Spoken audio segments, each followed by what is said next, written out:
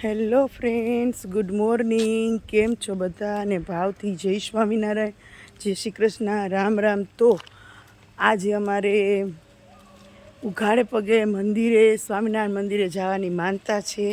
તો હું જો ઉઘાડે પગે હાલી અને મારી ઘરેથી સિદ્ધેશ્વર મહાદેવનું મંદિર છે, રાધારમણ દેવ હરિકૃષ્ણ મહારાજના દર્શન કરવા જઈએ છીએ. અને અત્યારે થયા છે ઘડિયાળમાં 4. હવે અમે 4 વાગે નીકળી ગયા છીએ અને હજી અંધારું છે. પણ મને એમ થયું કે ચાલો આજે હાલીને જઈએ છીએ તો વ્લોગ્સ બનાવીએ. અને મારે માનતા હતી કે વસંતને હરખું નહોતું, એટલે મેં માનતા કરી હતી કે હું મોટા મંદિરે, સ્વામિનારાયણ મંદિર છે જે જવાહર રોડ ઉપર આવ્યું છે, ત્યાં હાલીને જઈશ. તો હવે વસંતને સારું થઈ ગયું છે, એટલે મને એમ થયું કે મને થોડુંક સારું થઈ ગયું છે ને, તો હાલીને જાય એમ. તો અત્યારે હજી લાઇટું નથી ક્યાંક ક્યાંક, એટલે મારો ફેસ ચોખ્ખો દેખાશે નહીં. તો સારું, ચાલો અમે છે ને હાઈવે ઉપર આવી ગયા છીએ. એને એકદમ શાંત વાતાવરણ છે અત્યારે. તો શાંત વાતાવરણ જોઈને ઘડિયાળમાં 4 થયા છે. તો અને અમે 3:15 ઉઠી ગયા હતા ઘરે. પછી નાહી ધોઈ પૂજા પાઠ કરી અને પછી નીકળ્યા. તોય 4માં 5 મિનિટની વાર હતી. ઉઘાડે પગે કોઈ પણ જગ્યાએ દેવદર્શને જવું અથવા તો ઉઘાડે પગે ગમે ત્યાં જવું ને બહુ અઘરું છે. કારણ કે અત્યારના સમયમાં આપણે હવે 1 મિનિટે ઉઘાડે પગે હાલતા નથી, ચપ્પલ પહેરતા જોઈએ આપણે. પણ અહીંથી છેક હું ત્યાં મંદિરે જઈશ તો મને એમ થાય કે પહોંચી જાવ તો સારું. પણ ભગવાનની કૃપા હોય ને એટલે પહોંચાય જાય. આની પહેલાં પણ હું એક વખત ઉઘાડે પગે હાલી અને સ્વામિનારાયણ મંદિરે ગઈ હતી. તો મને એમ થયું કે આજે જવાશે, પણ ત્યાં અમારું જૂનું ઘર હતું પેલું, ત્યાંથી અંતર થોડુંક ઓછું થતું હતું અને અહીંથી થોડુંક છે ને વધારે થાય છે, એટલે થોડુંક વધારે હાલવું પડશે. એટલે ઓમ રોડ છે એટલે વાંધો ના આવે કે રોડ ઉપર આપણે હાલતા જાય એમ. એક દિવસ થાક લાગે, બહુ વાંધો ના આવે. તો સારું, ચાલો આજે હું તમને પહોંચી જઈશ એટલે ભગવાનના દર્શન કરાવીશ. એટલે તમને પણ સરસ મજાના સિદ્ધેશ્વર મહાદેવ હરિકૃષ્ણ મહારાજના અને ઘનશ્યામ મહારાજના દર્શન થશે આજે. કે આજે કેવા સરસ ભગવાને શું વાઘા પહેર્યા છે અને એવું બધું. તો ચાલો, ઘરેથી નીકળ્યા ને ત્યારે મને યાદ આવ્યું કે આખો રસ્તો એમનામ શું જવાનું, વાતું કેટલી કરવાની, વાતું કરવાની હોય, ભગવાનના નામ લેવાના હોય. એટલે મેં છે ને ઘરેથી ગૌમુખી પણ લઈ લીધી છે. એટલે સ્વામિનારાયણ સ્વામિનારાયણ બોલતું જવાનું, એટલે એ બાને ભગવાનના નામે લેવાય. અને વસંતે જો હાથમાં લાકડી લીધી છે. સવારમાં અત્યારે કૂતરાઓની બીક લાગે ને એટલે. અને અત્યારે તો જો સવારમાં તો રોડ ઉપર એટલી ટ્રાફિક ના હોય, એટલે અત્યારે આખો રોડ ખાલી જ છે, જાણે અમે 2 જ હાઈલા જઈએ છીએ એવું લાગે.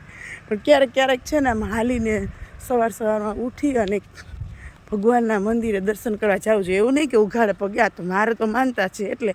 પણ એમનો મેં ક્યારેક જાય ને તો શરીર માટે સારું અને એક ધાર્મિક કામ થઈ જાય એમ. તો અત્યારે જો ઘડિયાળમાં તો શું 10 મિનિટ થયા છે અમે હાલ્યા છીએ એનું. અને હજી તો 1-1.25 કલાક જેવું થશે. હવે જોઈએ છીએ ત્યાં કેટલા વાગે પહોંચીએ, એ તો તમને હું કહીશ. એટલે આખો વ્લોગ્સ જોજો કે ઘડિયાળમાં કેટલા વાગે, આપણે 4 વાગે નીકળ્યા હતા, ત્યાં કેટલા વાગે પહોંચશું, એટલે કેટલો સમય થાય છે ઘરેથી હાલીને મંદિરે પહોંચતા, એ હું તમને આ વ્લોગ્સમાં કહીશ. તો આખો વ્લોગ્સ જોતા રહેજો. ચાલો, તો હજી અડધી કલાક હાલ્યા છીએ, 4:30 થવા આવ્યા છે. ત્યાં તો પગમાં સમસમાટી બોલી ગઈ છે, પગના તળિયામાં ત્રમ થવા માંડ્યું છે. કોઈ દી હાલ્યા ના હોય ને ઘણો સમય થયા. જો આવો લીસો રોડ આવ્યો હોય ને તો હાલવાની મજા આવે, પણ વળી પાછો ખરબચડો રોડ આવે ને કાકરિયું જેવું આવે ને એટલે પગમાં પછી ત્રમાટી ઉપડી જાય. એટલે હજી તો ઘણું હાલવાનું બાકી છે. હજી તો ખાલી અડધી કલાક થઈ. એમ થાય કે ક્યાર ના હાલીએ છીએ એમ. જુઓ તમે આમ કેટલું નીરવ શાંતિ છે. આમ જો વસંતો પાણી પીવા પાછળ ઊભા રહી ગયા. ચાલો, તો હાલતા અમે નરસિંહ સરોવરે પહોંચી ગયા છીએ, નરસિંહ તળાવે. હવે થોડુંક 2-2.5 કિલોમીટર જેટલું છે એમ કહે છે વસંત. એટલે હમણાં પહોંચી જાઉં. જો અત્યારે હજી કોઈ આવ્યું નથી હાલવા, કારણ કે એવા ટાણામાં તો કોણ નવરું હોય સવારમાં વહેલું ઉઠીને.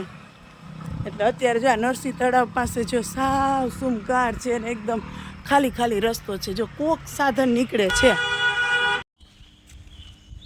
ચાલો તો આપણે હવે મંદિરે પહોંચી ગયા છીએ જુઓ, અને ઘડિયાળમાં થયા છે 5:15, એટલે હાલીને 5:15 થયા તો આ મંદિરે પહોંચી ગયા.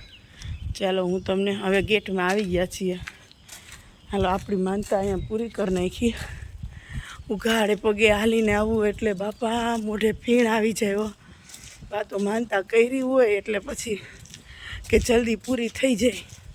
તો અત્યારે જો મંગળાના દર્શનય થઈ જશે, અને થોડીક માળા પણ થઈ જશે, ને રસ્તામાં પણ માળા થઈ ગઈ. તો જો અત્યારે મંદિરમાં બહુ ઓછા લોકો છે જો. અને ઓમભાઈ એની ગાડી લઈને પહોંચી ગયા છે કે મમ્મા રિટર્ન હું તને ગાડીમાં બેસાડી લઈશ કે, એટલે જલ્દીથી ઘરે પહોંચી જાય એમ. એટલે અમે હવે ઘડીક વાર મંદિરમાં બેસશું, અને 5:30 મંગળાની આરતી છે, એટલે મંગળાની આરતી કરશું. એટલે બહુ ખુશી થાય કે હાશ ભગવાન હાલીને પહોંચાય તો ગયું. એક તો હમણાં તબિયત ઢીલી છે, મને એમ હતું કે નહીં પહોંચાય, એટલે અમે છે ને ઓમને ગાડી લઈને મોકલો તો પાછળ, પણ વાંધો ના આવ્યો, પહોંચાઈ ગયો. મારું સરસ મજાનું સ્વામિનારાયણ મંદિર જુનાગઢ જવાહર રોડ ઉપર આવ્યું છે. એ છે જો આ ભગવાનના વખતનું મંદિર છે, ભગવાનના હસ્તે બનાવેલું છે. તો હવે અમે થોડીક વાર મંદિરમાં બેસવું જઈને ઉપર. તો ચાલો હવે આપણે વિસામુખા બેસી ગયા છીએ, મંદિરે પહોંચી ગયા છીએ. મંદિરની બાજુમાં જે સામે પાટલી છે ત્યાં થોડીક વાર બેસીએ, પછી મંદિરે જઈએ. હજી મંગળાની આરતીની થોડીક વાર છે, ત્યાં વિસામો થઈ જાય, અને પછી મંદિરમાં માળા કરશું. અત્યારે જો ભગવાન હજી જગાડા નથી, મંગળાના દર્શનની થોડી વાર છે, ત્યાં અમે મંદિરમાં એન્ટર થઈ ગયા, અને ત્યાં બેઠા બેઠા થોડીક વાર માળા ફેરવી લઈએ. અને જો તો માળા એટલે જ સાથે લઈ આવ્યા હતા. એટલે હવે દર્શન થયા તો અમે બધા આરતી કરી, અને આરતી કરી અને જો સરસ મજાના હરિકૃષ્ણ મહારાજ અને રાધારમણ દેવના દર્શન તમને કરાવું. અને આ છે રણછોડરાય ત્રિકમરાયજી, તો એના દર્શન કરાવું. અને પછી આપણે સિદ્ધેશ્વર મહાદેવના પણ દર્શન કરાવું. દર્શન કરી લેજો મંગળાના. તો આ છે સિદ્ધેશ્વર મહાદેવ જુનાગઢના, જેને ક્યાંથી માનતાઓ પૂનમ ભરવાની આવે છે, એવા સિદ્ધેશ્વર મહાદેવના દર્શન કરાવું છું તમને. તો આજે બહુ આનંદ થાય છે કે જેમ મેં દર્શન કર્યા એમ તમને પણ બધાને આજે આ સરસ મજાના ભગવાનના દર્શન થશે.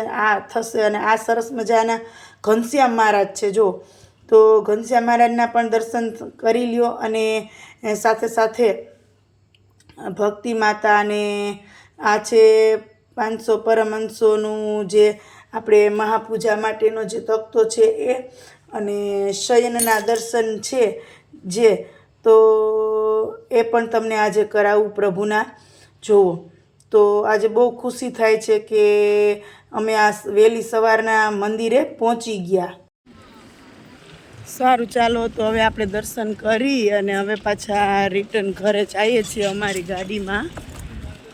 એટલે સરસ મજાના દર્શન પણ થઈ ગયા, અને સરસ મજાના કીર્તન પણ સંભળાઈ ગયા, અને મંગળાના દર્શનની ખૂબ મજા આવી. એટલે ચાલો આપણી આજે માનતાઈ પૂરી થઈ ગઈ ને બધું થઈ ગયું, ને બહુ ખુશ થઈ ગયા સવારમાં. તો સારું ચાલો બધાને ભાવથી જય સ્વામિનારાયણ, જય શ્રી કૃષ્ણ, રામ રામ. ફરી મળીશું એક નવા વ્લોગ સાથે, એક નવી વાત સાથે.